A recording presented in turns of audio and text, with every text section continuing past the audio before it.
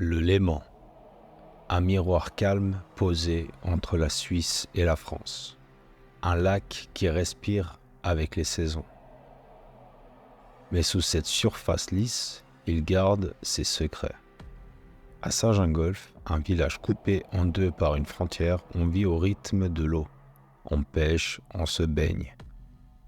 On regarde le reflet du ciel. Mais certains regards fuient le large.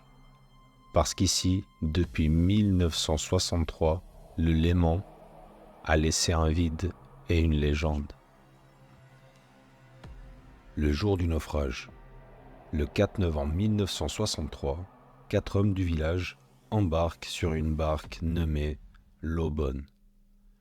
C'est une journée d'automne. Il fait frais, mais le lac est calme. Ils voguent vers les rochers pour pêcher, comme souvent. Mais ils ne rentreront jamais.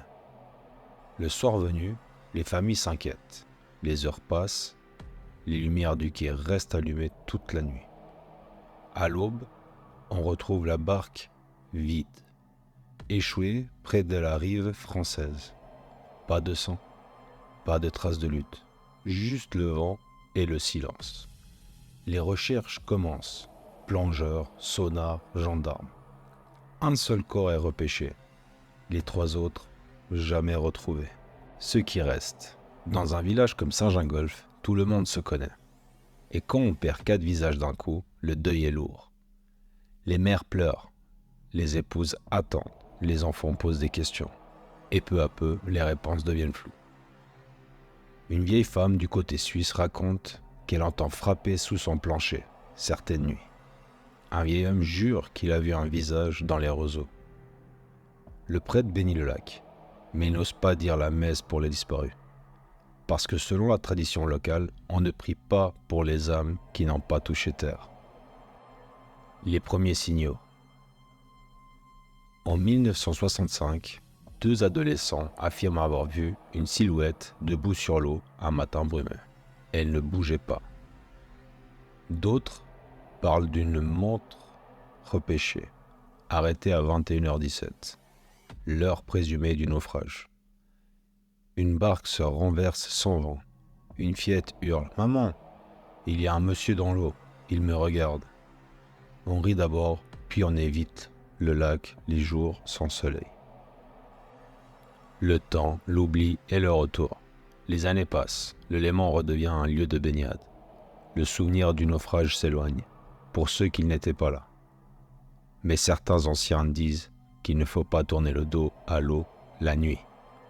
Car si les morts du lac n'ont pas été retrouvés, ils, eux, n'ont jamais cessé de chercher. En 1999, un pêcheur local filme le lac tôt le matin. Dans la brume, 3 formes alignées. Il jure ne rien avoir vu à l'œil nu. La vidéo reste inexpliquée. Les fantômes du Léman. Aujourd'hui encore, des promeneurs racontent avoir entendu des voix portées par le vent. Un prénom soufflé, un appel étouffé. Une silhouette sans ombre, visible dans un reflet, mais pas dans le monde réel. Des plongeurs professionnels affirment avoir vu une barque au fond du lac, qui n'y est plus quand il remonte. Des lampes torches qui s'éteignent sans raison, des photos prises depuis le quai, avec des visages flous qui n'étaient pas là.